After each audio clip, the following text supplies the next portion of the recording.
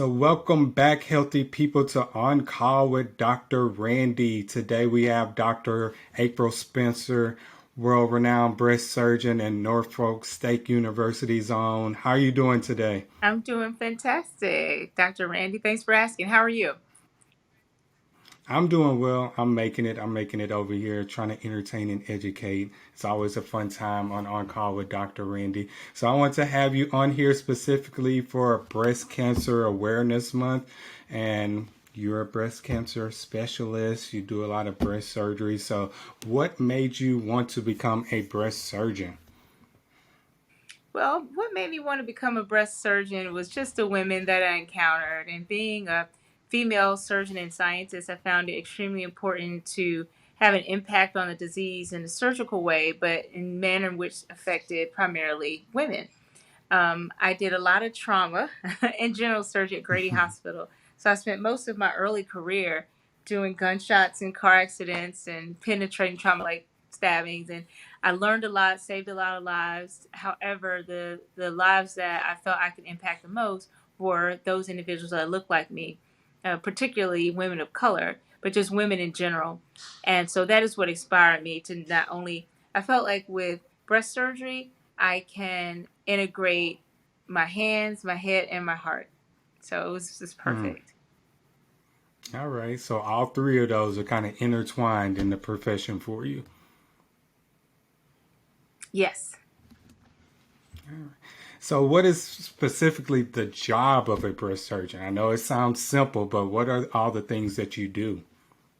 Oh, the job is very complex. We do everything from the evaluating the mammograms for prevention and surveillance to doing biopsies to diagnose to being a part of the team lead on the treatment side by surgically removing the cancer and reconstructing if needed.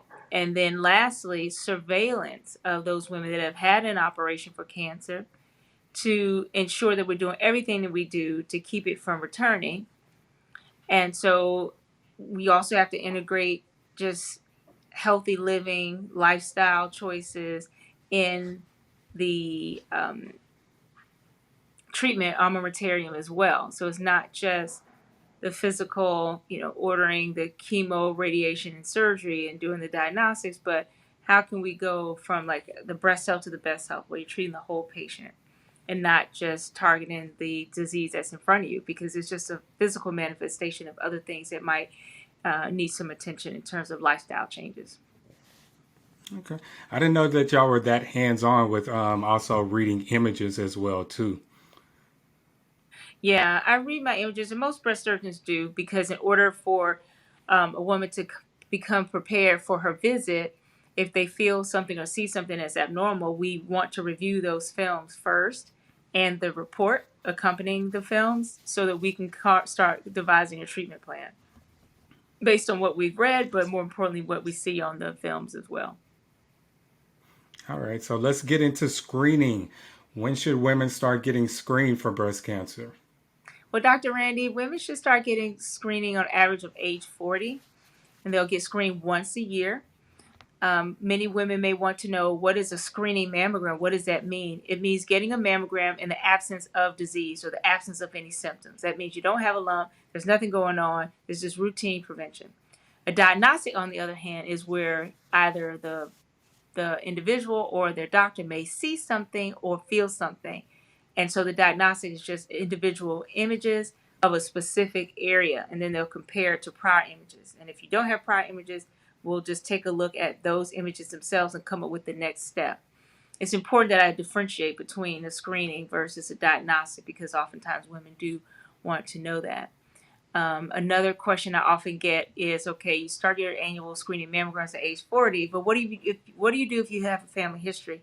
So the recommendation that we have is, if you have a family history, you'll get your mammogram starting 10 years earlier than your closest relative of diagnosis. So, for example, if you have a mom and she was diagnosed at 35, you would get screened at 25.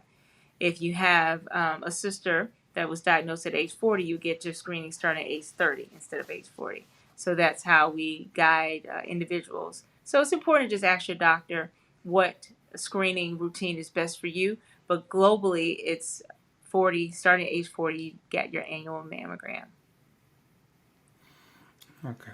So that's why it's very important that you need to know your family history because it may affect you as far as being screened at a certain time period. Not at age Yeah, 40 if you have that's someone extremely special. important. Yeah. But one of the Hmm. barriers of our being able to take care of people properly is just a lot of misinformation and lack of information. So in our communities, when I say our communities of color, and this is the Asian, Pacific Asian community, we see it in the Hispanic or Latino community, we see it in the African American community, the Caribbean community, where people just aren't very forthcoming. It's kind of part of our culture that a lot of us will suffer in silence or will just pray that it goes away and not really reach out to family members and friends because we don't want to worry those around us and for various reasons. Sometimes worry, sometimes people are just private, but we've got to start having these conversations because it's the education that will help us have better outcomes and less disparities if we just educate each other and inspire each other and start having conversations about it. So we can normalize the conversation of healthcare, which that is one of the benefits of COVID. It put us at the forefront of having conversations about global health and what it means to be healthy, what it means not to be healthy, and what are some of the things you should and shouldn't be doing for just basic health, like washing your hands. So we'll have to use this opportunity, Dr. Randy, while we have everyone's undivided attention coming off of COVID, to really continue to promote, as you've been doing, medical information through entertainment and education. All Yeah. right. Do you feel like people have been paying more attention to their health since COVID?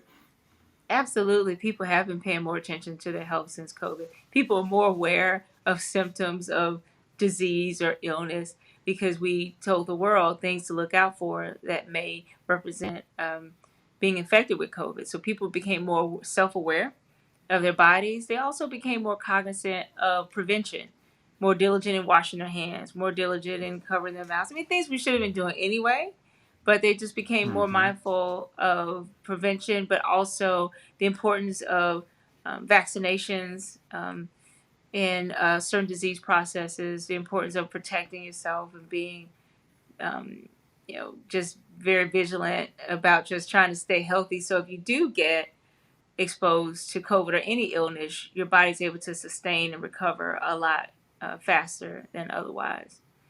But you know what else Right. it exposed, Dr. Randy, is just the healthcare disparities that we've always known about as healthcare providers. We had lots of conversations, but with COVID, the world had an opportunity to have the rug pulled underneath us where we're just exposed to everything. But, just the disparities among persons of color and how we have poor outcomes when exposed to COVID.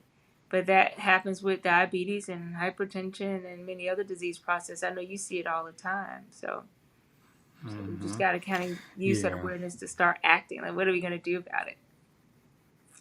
Right, right. So that's one thing COVID made everyone do is kind of sit down and think about all these things and Yeah. kind of realize how much this was affecting our community specifically and how we were going to be able to treat them better Hmm. as a healthcare system.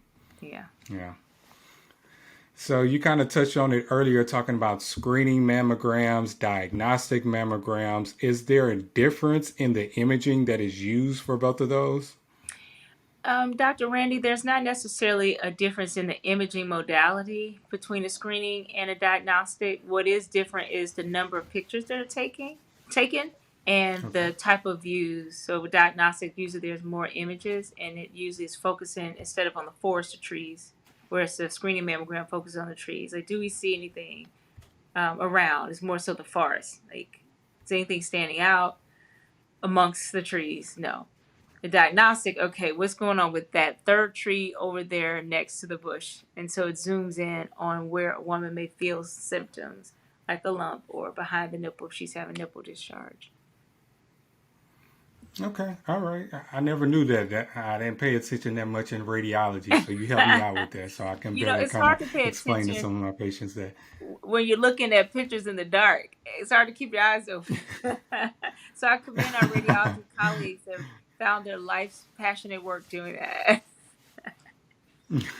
Right, right. I know they probably in there listening to music and just clicking and looking at all kind of pictures all day. They in their own little world over there. Yep. So a lot of questions that I get when women come to see me for breast cancer screening, specifically different types of breast sizes. So some women may say, "Oh, my breasts are too small.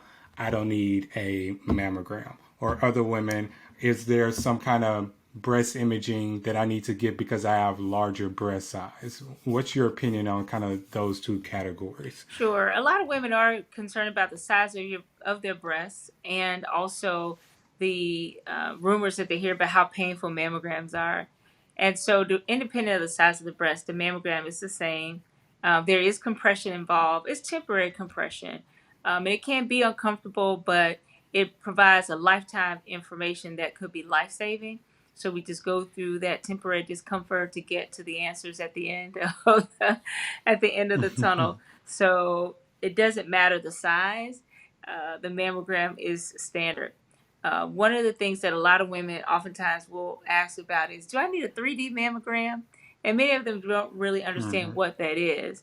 But a 3D mammogram is almost a standard now. It just gives us more it's like high definition television versus the TV prior to the high definition. And so it just allows us to have more detail in the imaging. It's really important in women that have dense breast tissue. Just density is the amount of breast tissue that is primarily a thickened tissue versus fat. So as we age, that thickened tissue is replaced by fat. So the less fat we have, the more dense the breasts tend to be. And there is association with increased breast density and increased breast cancer. We're not quite sure why that is. So those women especially will get your standard mammogram, but oftentimes will request a 3D. And in many places you don't have to request for that because it's standard of care now in most facilities. Okay. Are there some women categories who are at an increased risk of having breast cancer? There are women that are increased risk. Just having a woman puts you at, being a woman, you're at increased risk of breast cancer because men can get breast cancer too at a rate about 1% in the US. And those things that increase risk of breast cancer, of course, family history, which we is a minority of the reasons why we see it. There's a genetic component, which is only 5 to 10% of new cancer diagnosis. Increased BMI, so increased body mass index. So having a healthy body weight is important, and you can talk to your healthcare provider about what's a healthy body weight for you. And we also Mhm. see nulliparity, meaning a woman that hasn't had their first live childbirth um, in their lifetime is at increased risk for breast cancer. And of course, if you've had breast cancer in the past, that puts you at increased risk. Um, we found that moderate to high alcohol intake can put women at increased risk, particularly after the postmenopausal um, age. And biopsies. So if you've had some abnormal biopsies, that increase your risk of breast cancer as well. So those are like the broad category in terms of increased risk. But you know, a lot, Dr. Rainey, we can't do anything about our family history or genetic component or our gender. But we can do something about is our lifestyle. You know, making sure we maintain healthy body weight, make sure that we're exercising and eating healthy, and making sure we do the screening mammograms once a year. Right. And chill out from all that wine. If you're drinking more than 2 to 3 glasses a night, you may be increasing your risk of It may having be breast cancer. problematic later. It'd be good for your heart, but maybe not your breast. Right, right. We got to get you to find another outlet to kind of do something I'm more else. moderate, just So, more moderate. Don't take our wine away, Dr. okay. Randy. Okay, just more moderate. You have a favorite wine? I do have a favorite wine. My favorite wine is Belle Gloss. It's Clark and Telephone. It's in the Napa Valley. It's a Pinot Noir, so I Oh, enjoy that. And I love okay. That Riblins. that's We we can go on Okay. and on. That's a whole separate podcast about the why. All right, so we'll say that for another time period. So let's just run through like a quick little kind of case study. Well, not necessarily case study, but more so of an example of like a patient coming in to see me. I've ordered a mammogram. It's come back concerning. I've ordered a diagnostic and it's still concerning, and I refer them to you. What is usually the next process that goes on with this type of patient? That's a great question. Like, what next? Because we as healthcare providers, especially you, Dr. Randy, and I really commend your field because you're like the gatekeepers. You're responsible for so much. I couldn't even imagine the level of volume and responsibility and moving parts of your day for all these patients that are coming in with just a variety of concerns. And breast cancer or breast patients are very unique in that usually it's panic at the disco. So it's not like your typical Mm-hmm. patient that may be coming in to get their blood pressure managed or their cholesterol level checked. It is like pure pandemonium. And they're looking at you like, what's taking so long? You're like, just ordered it Mm-hmm. yesterday. So it takes a minute. But usually the step will be the woman will come in with the report and hopefully with the images so I can review the images and the report. Then I will set them up to decide what type of biopsy they're going to get. Because if there's something there, we don't need to watch, wait, or wonder. We need to go after and figure out what it is. So the next step after an abnormal mammogram, if they hadn't had their additional views with the diagnostic, is a biopsy. And Dr. Rainey, just for your audience that's watching, there's two main types of biopsies in the breast. One is done under ultrasound. Usually that's the lumps that you can feel, nipple discharge that you may be able to see with an ultrasound. The stereotactic biopsy is a type of biopsy that's done with the aid instead of an ultrasound with a mammogram. And a woman, instead of lying on her back for the ultrasound guided biopsy, they're on their stomach to sample calcium. So calcifications are just salts in the breast. Salt is not abnormal, but sometimes it can be associated with a very early breast cancer called stage 0 or DCIS, ductal carcinoma in situ. That's before it invades it. So usually presents with calcifications or tiny dots that are seen on the mammogram. It looks like salt on a black plate. And so with that, the radiologist will sample with the breast with the patient on their belly so that the breast can hold still because it's hard to hit a moving target if you are lying on your back. And so that biopsy, again, is different. It's usually done in the imaging center at a hospital instead of in the clinical setting in someone's office, which is what you would get if it was done on an ultrasound. So that would be the next step of biopsy. And then the third step, Dr. Randy, is after the biopsy, we want to know what it is because depending on what it is determines the treatment path. And so once we figure out what type of breast cancer, then we determine, okay, does this patient need surgery first or will chemotherapy be more effective first? And again, tumors now, Dr. Randy, are just as unique as the individual. It used to be a one size fits all where they would get the same surgery, the same chemo, same radiation essentially. But now we use our best science to look at the biology of the tumor to determine what type of treatment will be necessary to get the best possible outcome. So that final step will be either surgery in addition to chemotherapy and possibly the addition of radiation depending on the type of cancer that the individual have and the type of surgery that's selected. Okay. So how much does genetics play a role in what type of treatment that they get? Genetics is a very important component. It's not offered to every patient, but I think it's important for women to be their own advocate and at least engage their healthcare providers in a conversation about whether genetic testing is right for them in this setting. So typically there's a form that insurance companies may have or even the genetic companies where you fill out a health questionnaire and it will determine if you're likely to test positive for the gene. So most women that are under the age of 45, they have a diagnosis of breast cancer. They're getting tested genetically. For our women, oftentimes if they're like over 70, typically it's not going to take 70 years for a gene to present itself in the form of breast cancer if they carry a type of genetic mutation that puts them at increased risk of breast cancer. The thing is, Dr. Randy, most genetic mutations, as you know, will show up earlier.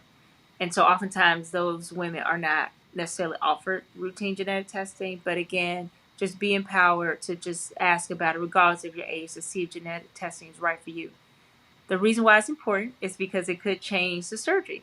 So if I have a woman that is going to get surgery, and typically I may do a lumpectomy where I'm just removing the lump with some normal tissue around it, or I may resort to a total mastectomy if the woman has breast cancer in multiple quadrants or multiple areas of the breast.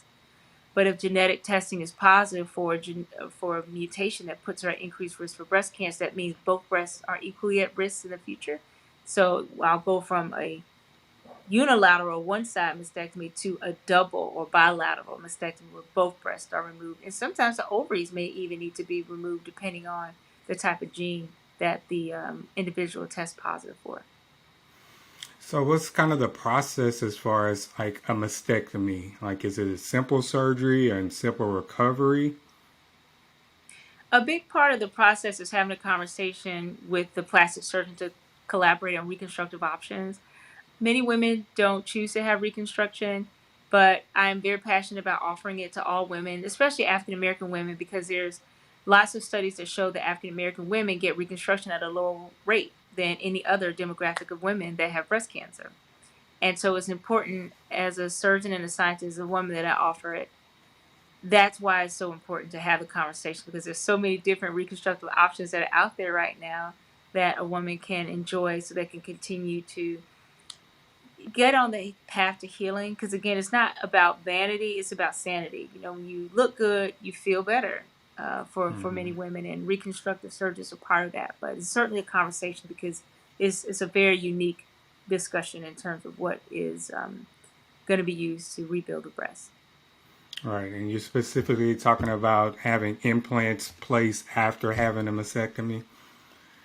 That is an option, yeah. And then there's options of certain tissue flaps where you can take muscle and even tissue from the abdominal area, where it's essentially like a tummy tuck and breast at the same time. But it does add more time in surgery, more time under anesthesia. So oftentimes we have to have conversations with patients about their health.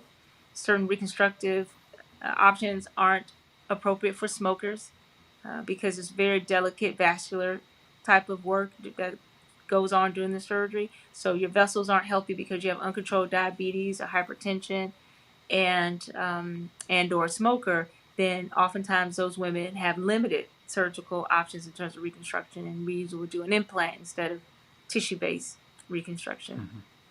And then So one, women need to know that it's usually not a one and done surgery. So we try to do our most of our work, at least 85% of it, during the initial operation, where I remove the cancer. Oftentimes I'll do my own in-breast reconstruction.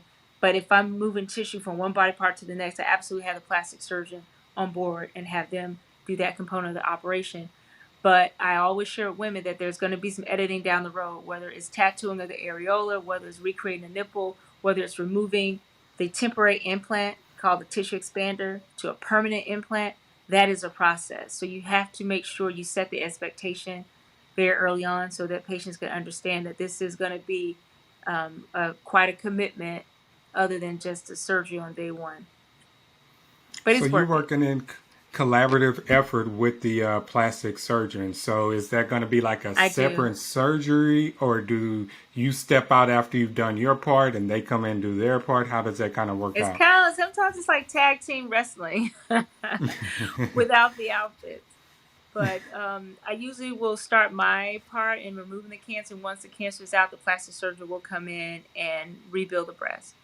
Another option is if a woman is getting tissue moved from, let's say, the abdominal area, and I'm removing the cancer up top. So I'll be up top removing the cancer, and then the plastic surgeon will be down below in the abdominal area, harvesting the tissue in preparation to implant it into the breast. In that situation, we do it together at the same time.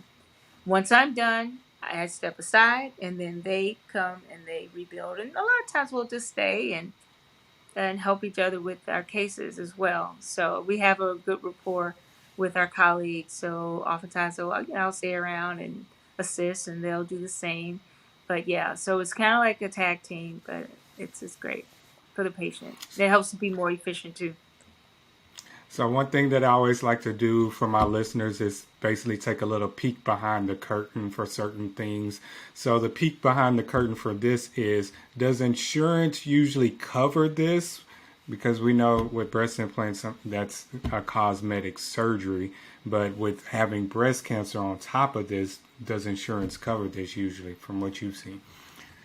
Yes, and that's covered through the Women's Healthcare Act, and this was passed over 20 years ago. We advocated on the Hill in DC to have every aspect of the surgery covered, including the reconstruction, and usually it's up until 5 years because some women may want to have delayed reconstruction because they may not be mentally ready or physically they may need to have some other treatment done before their reconstruction, and so they still can have the option of having it covered by insurance companies and not considered cosmetic.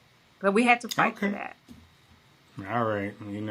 Stupid men making stupid rules who don't want to do things Let's that not should talk just about be easy. that because we see a lot of that going on right now. Hmm.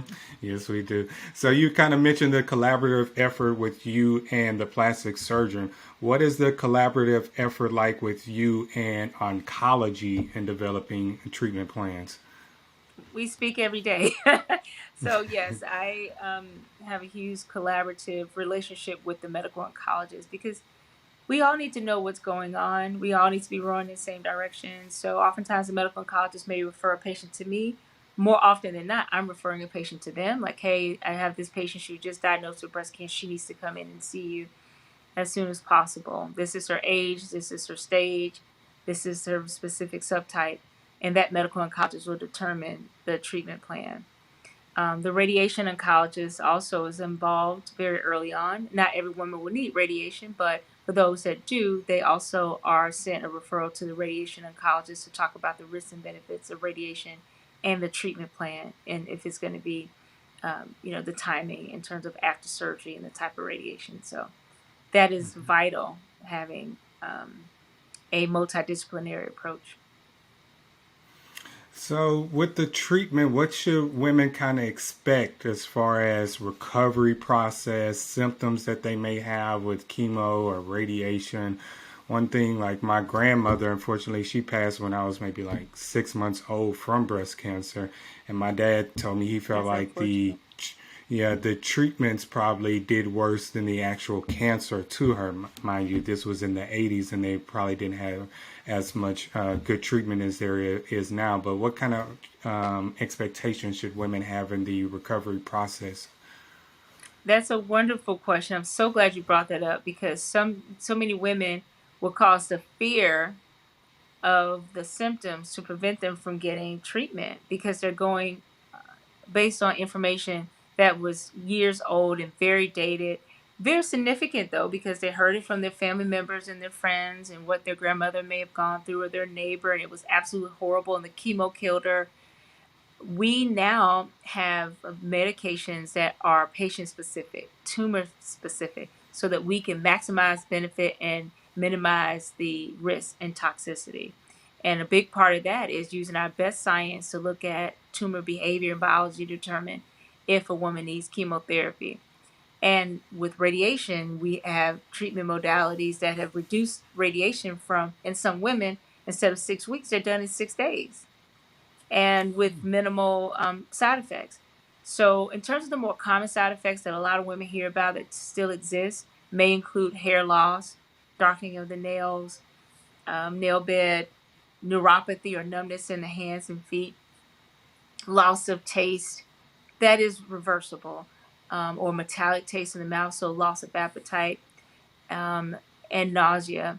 But we have treatments to help with those side effects, and then the hair usually will grow back. You do have a small number of women that will have permanent alopecia or hair loss, but the great majority of them will grow back. I tell women all the time, I have a lot of women that say I'd rather lose my life than lose my hair, like because they're so devastated on the side effects that they're hearing about, Dr. Randy. But side effects have gotten a lot better. The chemotherapy has gotten a lot more less toxic and more helpful than harmful. So, what I advise the women that are out there listening is just know that we don't do the therapy the way we used to, where we just everyone gets the same thing. Now it's patient specific, and then we try it out and see how you do. And if you do terribly, a lot of times the medical oncologist will back off, give you a few weeks off, and try something differently or try the other drug again. But you have options and flexibility based on the symptoms that you're having. So it's not like a forced torture for weeks on end, which you may have heard about, in the past, where it's very paternalistic and this is what you're going to do or else. So yeah, so the Hmm. side effects has definitely improved.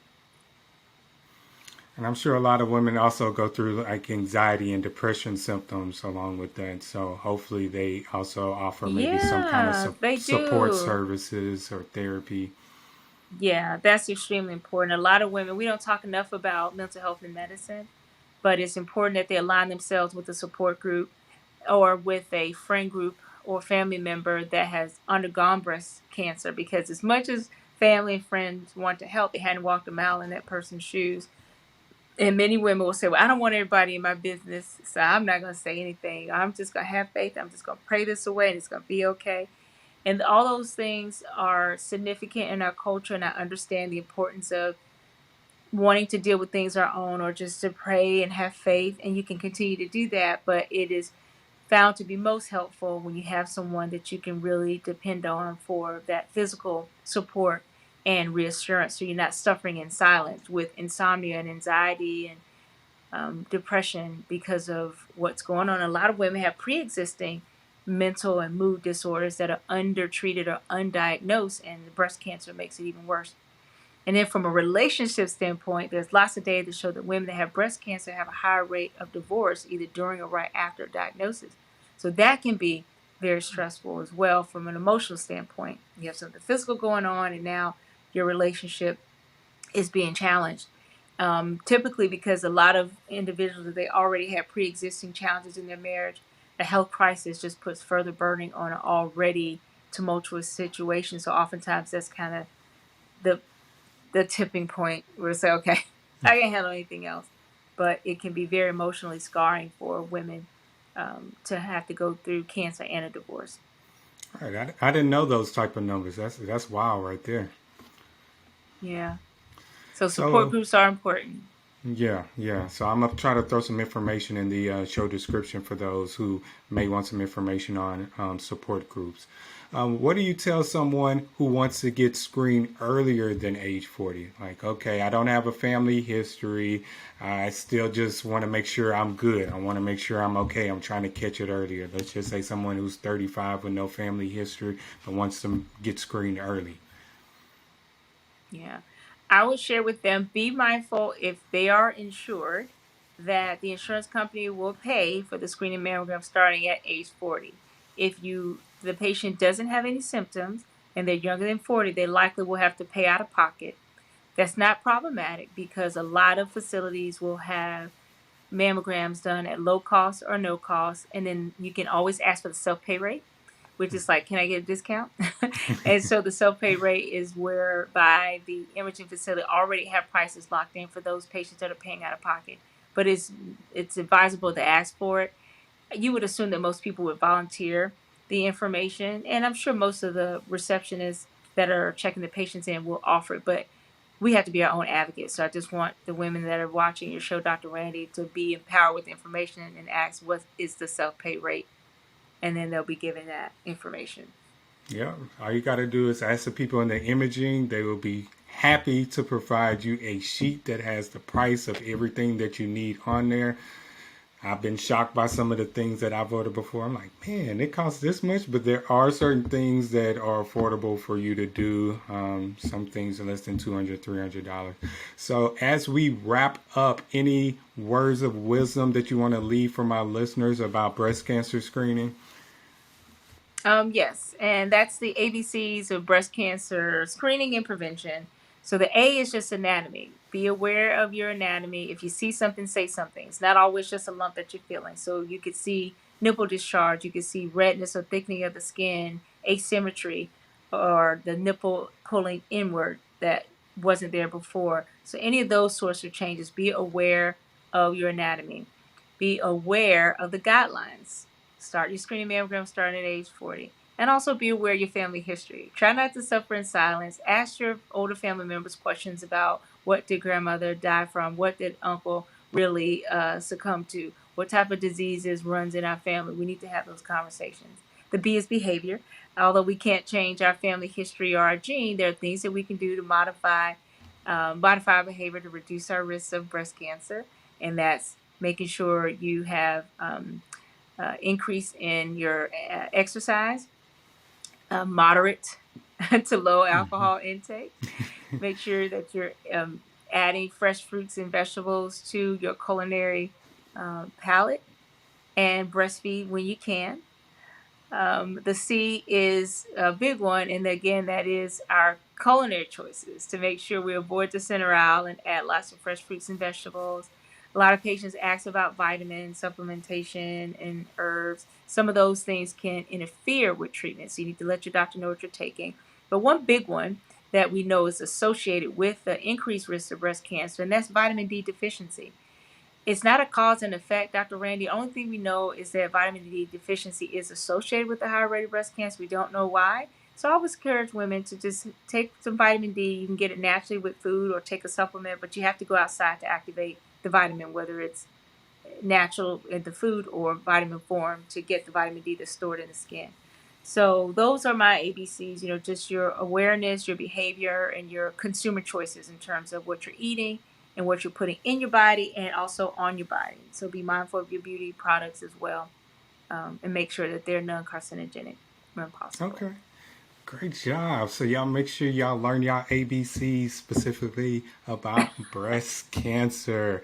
And so as always, I always like to wrap up my interviews with Randy's random questions. So I got one random question that I like to ask you. I You ready, love Dr. random Spencer? questions and random factoids. What are you going to ask me? All right, you ready? I am. All right. So, random question. What's your favorite brunch spot in Atlanta? And what do you like to get when you go to brunch? Oh my gosh. I know what I like to get, but I'm such a foodie, Randy. I know, I I'm did my such a foodie. research. It's so hard to choose. Mm-hmm. The We'll, we'll give you top two. Top the two. Four Seasons has good brunch. The Four Seasons, I like their brunch. But my favorite go to, only one, or can I say two You foods? get two. You get two. Okay. I always order avocado toast. Always, always, always. And then I love, love, love shrimp and grits. When I'm feeling really hungry, I'll order both. But avocado toast for sure. Okay. She's fancy. She said the Four What's your Seasons. favorite? I'm What's your favorite? always I love that. What's your I'm a good French toast person. That's what I like to get when I go out somewhere. So a now? couple of Do you spots make that a good I'm. French toast, or you just Oh, consume it? oh, I know how to make a good French toast. I'm on point with it. Okay, I'm just We know how to checking. throw a little nutmeg in there. We know what we're doing over here. Sop it up with the egg. Mm-hmm. Whip it, some cinnamon. I'm good over here. Get that brioche Okay. toast. Yes, yes, yes. We're on point. So, yes, we'll let you off the hot seat. I appreciate you being on. Do you have any social media handles that you want to throw out for people to come get some information from you? Sure, they can find me on Instagram or Facebook just under my name at Dr. April Spencer, and All YouTube, right. Dr. April Okay. Spencer. Okay. And Thank look you for out for that, Dr. you Randy. on BET coming up soon too as well. Yeah, yeah. Now, Okay. Randy, Dr. Randy, what's your Insta? I apologize if I don't have it, but I would like to follow you. So it's at underscore Dr. Randy. We're on Instagram. We're on Twitter. We just got on TikTok. Lord help me. I don't know. Somebody told me I need to get on TikTok. But you will not see Dr. Randy shucking and jiving on TikTok. You will see him giving out great health information. All right, I like it. All right, well, you take care. Thank you so much.